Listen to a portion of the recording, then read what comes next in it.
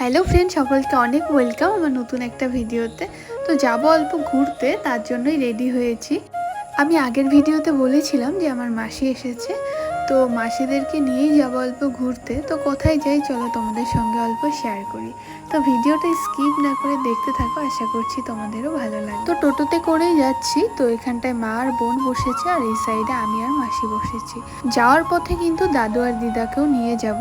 আমার মাসি কিন্তু অনেক বছর পর এলো, 7-8 বছর হয়ে গেল এবার এসেছে। তো আমার বোন এবার মাধ্যমিক দিয়েছে, তার জন্য এসেছে।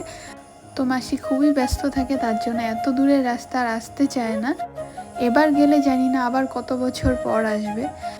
তো এবার আমরা যাচ্ছি হাওয়াখানাতে। মাটিয়াবগের হাওয়াখানা বলে পরিচিত, তো সবাই চিনোই। ফ্রেন্ডস, তো দেখো এই যে বাড়িটাতে দেখতে পাচ্ছ, এটা কিন্তু আগে একটা কলেজ ছিল। আর এই কলেজে কিন্তু আমি পড়েছিলাম, মানে এইচএসটা আমি এখানটায় পড়েছি। এটা আজমল কলেজ ছিল, গার্লস আজমল কলেজ। তো এখানটায় আমি হাই সেকেন্ডারি পড়েছিলাম। তো সবাইকে নিয়ে এসেছি গৌরীপুর হাওয়াখানাতে, যে চারোদিকটা অল্প ঘুরিয়ে দেখাবো। যেহেতু সবাইকে আমিই বলেছিলাম আসার জন্য, আর এসে দেখি বন্ধ, তো ব্যাপারটা খুবই খারাপ লাগলো আমার। তো তারপর আর কি করার, ওখানটায় অল্প হাঁটাহাঁটি করে ফটো শটো উঠে বেরিয়ে আসবো এবার।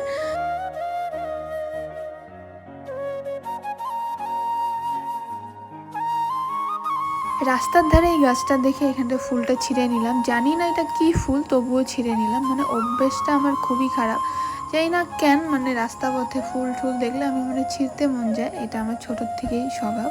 যদিও এখন নিজেকে অনেকটা কন্ট্রোল করি, কারণ বড় হয়েছি যেহেতু। কিন্তু যদি চান্স পাই আমি ছাড়ি না, নিয়ে আসি এখনও। তো যাই হোক, চলো এবার ঘুরতে এসেছি, তো ঘোরার টপিকটাই চলুক। তো এখানটায় বোনকে অল্প ভিডিও করে দিলাম, ফটো উঠিয়ে দিলাম।